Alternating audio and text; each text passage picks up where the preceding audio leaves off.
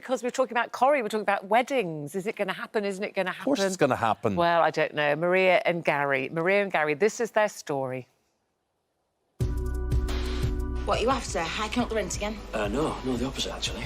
I'm going to leave it as it was. So I'm assuming there's a catch? No, you just got to be good tenants.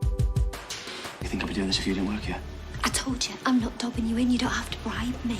Oh, no, it's not a bribe, it's a gesture. As for you and me, there's nothing between us. No one's buying second-hand furniture, that's for sure. That's a reason why he's had to put the rent up, by the way. I don't know whether I should say this, but he actually hasn't. So you haven't told Sarah, then, that you're going to go back on increasing the rent in the factory? How stupid do you think I am, Gary? You're doing it for her, at least be man enough to admit it. No, you're wrong. Are you still in love with Sarah? Do you really want to know the answer to that? That's what, why, Samia, that, you know, does she really want... Why ask a question like that?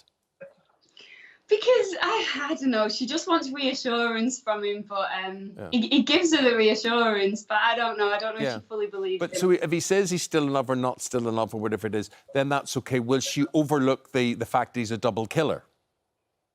Absolutely not, Eamonn. Oh, my gosh, I know Maria's morals are loose, but they're not that loose. She's had her suspicions, though, hasn't she? You can always tell. You know, you can tell she loves him. She wants her happy... you know, ending and a happy ever after and a husband. She does deserve it. But you can see there's niggling doubt there. Yeah, absolutely. And he always reassures her, and he lies so well. Yeah. Although, I don't know, I think Maria's quite gullible anyway, isn't she? So it doesn't take much, really, to pacify her. But you see, I know you say he lies so well, Gary lies so well, but the thing is, those killings, I mean, they were sort of accidental, weren't they? I mean, like, once is unfortunate, it's really bad luck. Twice is a bit of a habit. Yeah, well, Yeah, I mean, I'd like to think that he meant well, but I'm just not sure. I don't know. Just touched them and they died. She has been... This will be her, what, second wedding? Yeah, it's only the second wedding, which, by Maria's standards, you'd think she'd have been down the aisle more times, wouldn't you? But she's had quite a few engagements and obviously quite a few relationships, inverted commas, along the way. But yeah, it's only her second wedding. Why? Well, Samia, we know that you do walk up to the altar, or you do walk down the aisle, because I've seen the publicity in the newspapers and things, and it's very, very interesting because you filmed that at a time of lockdown where there had to be social distancing. So, what problems did that give you? Oh gosh, well, it was quite tricky, and we're just hoping that obviously our lovely viewers will cut us a bit of slack and understand that even though obviously Maria and Gary live together, me and Mikey don't, so we still had to keep 2 meters apart. So actually saying our vows, we're 2 meters apart, and even putting the rings on, we had to do it really cleverly with the cameras, and the director was brilliant. So hopefully it's been masked well and it won't look like we're so far apart. But it was very strange. Yeah. And what's it been like generally, Samia, being back there? You know, such a different way of working for all of us, actually. But you know, in a sense, you're all, you know, it's such a family at Corrie, isn't it? You'll see each other in the green room, have a chat, and I suppose you all have to keep your distance now. Yeah, absolutely. I mean, most of the chairs have been removed from the green room, and I think that's so that we're not encouraged to go in there and have our chats. And yeah, it's a really different feel at the moment. It's lovely, and we're so super grateful that we can even get back to work, because obviously I know that a lot of people aren't as fortunate. So with that respect, we're so grateful, and we're really pleased that we can get the show back on. But yeah, it's really strange because we're sticking to the 2 meter rule. I know it's gone down to 1 meter in general, but we at Corrie have decided to stick to the 2 meter rule.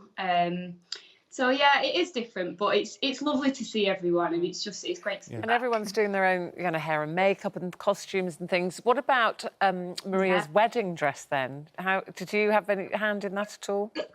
It was really weird. All I can say is I'm glad I do yoga, because those straps at the back, I needed to be quite flexible to put them on myself. Normally I'd have some help.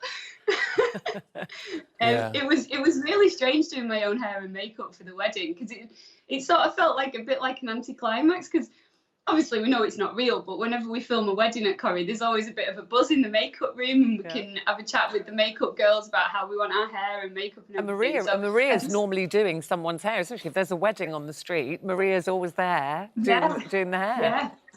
Maria's So you think there she'd doing have the some- hair. Maria's That's there good. doing That's the like hair. poetry. Poetry doing that. You're a poet and you didn't know it. See, that's all really lovely and everything. And, you know, there must be a slight feeling of specialness when you put on a wedding dress. But could I ask you what your husband, Sylvian, does he have any... Sylvan, sorry. Does he have anything to say about that? Did he pass any remark about there's you in a wedding dress getting married but not to him? No, I don't think he was bothered, to be honest, Eamonn. Fool, he's a fool. He's not really the jealous type, luckily. He said it looked very nice, so that was We're good. just looking at a picture of Sylvan and you and the kids there. Looks like you're either outside a caravan or a motorhome or something. Is this you on holiday?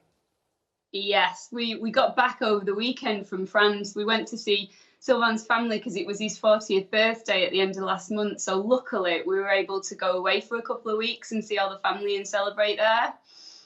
But we booked a motorhome a couple of months ago because we weren't sure, obviously, if we'd be able to fly there and what the restrictions would be. So we thought we'd get in and book a motorhome. We've never done it before, so it was a really nice adventure as well with the kids. So would you do it again? Yes, I would, but I did kind of miss the comfort of nice big hotel beds, because me and Sylvan were in this little double bed that had an electric button that you press and it comes down from the ceiling, and then staying in the same room as the kids, like with their, you know, talking in their sleep and all what goes on during the night with kids. It was wasn't the most relaxing, but it was lots of fun. Cozy. Memory maker. Listen, Yeah, it was definitely. you're on Coronation Street tonight at 7:30. The wedding, as we understand, is next Monday. So building up to that big story. Thank you for taking the time out, especially since you're just back from holidays. But we'll say goodbye to you, Samia. Thank you very much indeed. Thanks, Samia.